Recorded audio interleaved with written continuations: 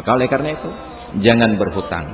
Kalau terpaksa berhutang, berniatlah pada saat berhutang untuk membayarnya. Karena kata Rasulullah dalam riwayat yang lain, "Man istadana dainan yuridu wafa'ahu, sahhalallahu alaihi." Barang siapa yang bertransaksi utang piutang, dari semula ada niat baik untuk melunasinya, Allah akan memberikan kemudahan untuk melunasi. Adakala dengan memudahkan rezeki untuk dia bayar hutangnya, adakala rezekinya tidak mudah tetapi Allah lapangkan hati orang yang mengutangkan untuk memaafkannya. Adakala sampai meninggal hutang itu tidak mampu dia bayar dan oleh pemilik tidak memberikan izin untuk ibra', tetapi datang pihak-pihak lain untuk melunasinya. Maka kalau berhutang, beriktikad baiklah. Tetapi rata-rata di antara kita yang berhutang, niatnya sudah tidak baik. Maka diganti kata-kata utang dengan kata-kata pinjam. Hai pegang utang, nyata pegang utang hai bi dengku. Ma pecit pinjam entang. Nya pinjam bi. Ma pinjam te ibu juga, pajan cik dah pengup nyokan jino. Dari pertama niat berhutang sudah tidak ingin bayar. Maka orang-orang yang niatnya ketika berutang itu tidak baik, Allah akan persulit pelunasannya.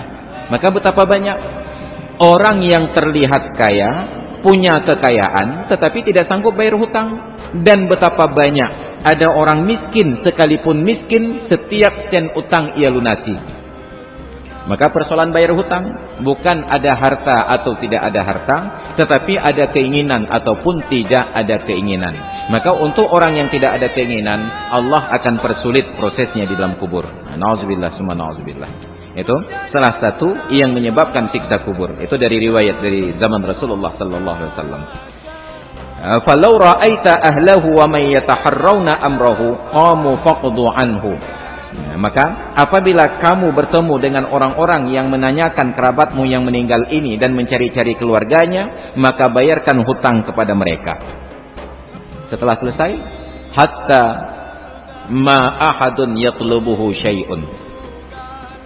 Ma ahadun yatlubuhu syai'an, sehingga tidak setemui ada seorang pun yang masih menagih-nagih hutangnya. Maka hutang itu perkara besar. Kalau memang harus berhutang, berhutanglah. Tapi berhutang karena faktor kebutuhan, bukan karena faktor keinginan. Jadi yang aneh sekarang, hutang sudah menjadi gaya hidup.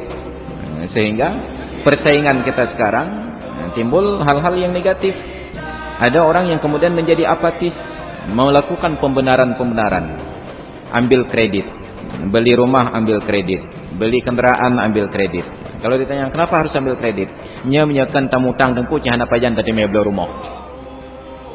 Menyohana tamutang cahana pajan tadi mebel rumah. Ironinya dia lupa bahwa ayahnya dulu tidak pernah punya rekening di bank dan tidak pernah mengetahui di mana bank, tetapi ayahnya sanggup bangun rumah untuk 10 orang anaknya tanpa utang. Tiba-tiba anaknya yang satu orang merasa tidak sanggup membangun satu rumah kalau tidak berutang. Ditambah lagi beban psikologi oleh iklan-iklan yang katakan 1 bulan lagi harga naik. Grup-grup itu 1 bulan lagi harga naik. Kalaulah kita khawatir karena harga naik tidak sanggup beli ke depan, maka terpaksa berutang sekarang. Apa bedanya berutang sekarang dengan berutang ke depan? Tidak. Setiap orang akan dapatkan jatahnya. Yang menyebabkan hidup ini menjadi sulit adalah ketika kita ingin naik kelas dalam standar orang lain. Karena kawan-kawan punya mobil baru, kita ingin punya mobil baru. Kawan-kawan punya motor baru, kita juga ingin punya motor baru.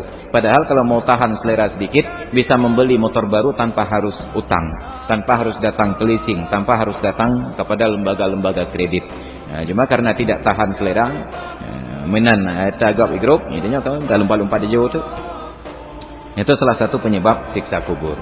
Tidak masalah berhutang karena memang akad utang piutang ada di dalam agama. Yang salah adalah ketika yang pertama berhutang tidak ada niat bayar, yang kedua yang salah adalah ketika utang piutang terjebak ke dalam riba, transaksi yang sifatnya riba. Bila tidak ada riba, bila tidak ada niat buruk untuk tidak melunasi, maka berutang tersebut adalah sesuatu yang dianjurkan di dalam agama. Maka Allah sering membahasakan dengan kata-kata utang. Man dzalladzi yuqridullaha qardan hasanan fayudha'ifahu lahu adha'afan katsirah. Barang siapa yang mengutangkan kepada Allah dengan sebuah utang yang baik, Allah akan balas kepadanya adha'afan katsirah, dengan lipat ganda yang banyak sekali.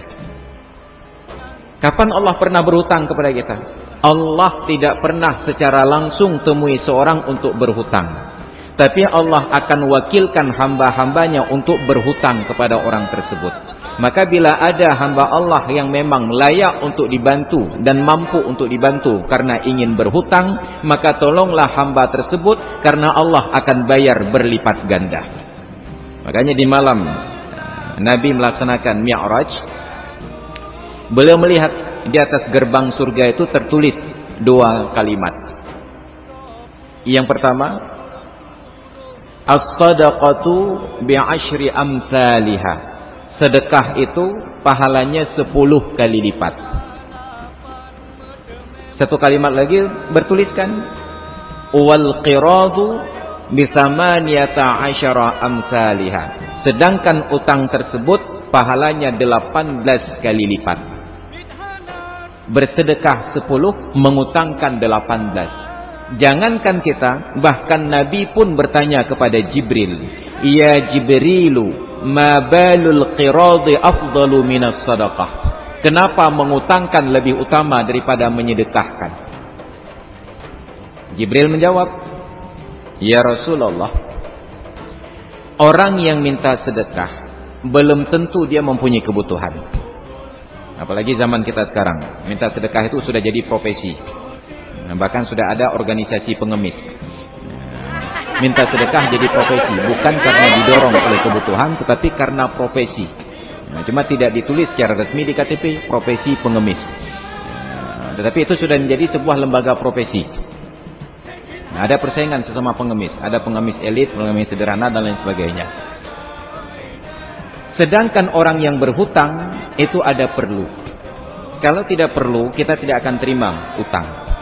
Makanya kalau kita sedang duduk di dalam masjid seperti ini, datang seorang membagi-bagikan sedekah, saya yakin tidak ada seorang pun yang menolak. Datang seorang orang kaya, ini saya mau bagi-bagi sedekah kepada jemaah yang ada dalam masjid.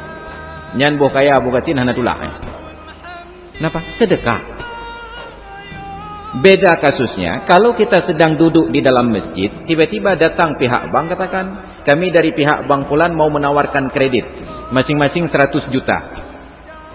Tidak semua akan menjawab. Hanya orang yang di dalam benaknya sudah punya program, sedang mencari-cari kemana mendapatkan bantuan modal. Tiba-tiba datang orang ajukan, siapa mau dapat kredit, kami dari pihak bank Fulan akan menawarkan kredit maksimal sampai 100 juta rupiah.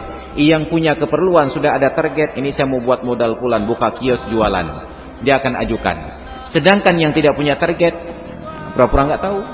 Meskipun malu tecok peng tamu tangan nampu bayu. Sedekah jarang ada yang menolak, tapi menawarkan utang tidak setiap orang akan terima. Itu jawaban pertama dari Jibril. Yang kedua, kata Jibril, ya Rasulullah, orang yang berhutang adalah orang yang punya harga diri. Kalau sekarang dia minta, ke depan dia akan bayar. Tapi orang yang meminta-minta, yang mengemis, mereka tidak punya harga diri. Menjaga perasaan orang yang punya harga diri lebih besar pahalanya daripada menjaga perasaan orang yang tidak punya harga diri. Maka mengutangkan uang pahalanya lebih besar daripada menyedekahkan uang. Maka kalau ada pengemis datang, jangan berikan sedekah, tawarkan utang. Lagi sedekah rumah kan, lagi sedekah becut. Ada yang juga perdaran pagampung, ipulan, pekegiatan uro-uro, yang kelaganyong laki-laki sedekah. Kenapa minta-minta sedekah? Sudah jadi profesi ya. Begini, kalau itu profesi, tolong alih profesi. Cari pekerjaan yang lebih layak. Tapi nggak punya modal, saya akan bantu modal untuk hal-hal yang layak. Apa yang mampu Anda lakukan? Oh, lain tingkat ceruh pisang goreng, insya-Allah aja. Gajut saya sediakan belangong. Dengan modal minyak jambu becut untuk pisang padung bahumu.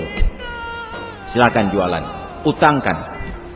Sungguh lebih besar pahalanya daripada menyedekahkan. Makanya kalau datang pengemis besok ke rumah-rumah, jangan berikan sedekah, tawarkan utang.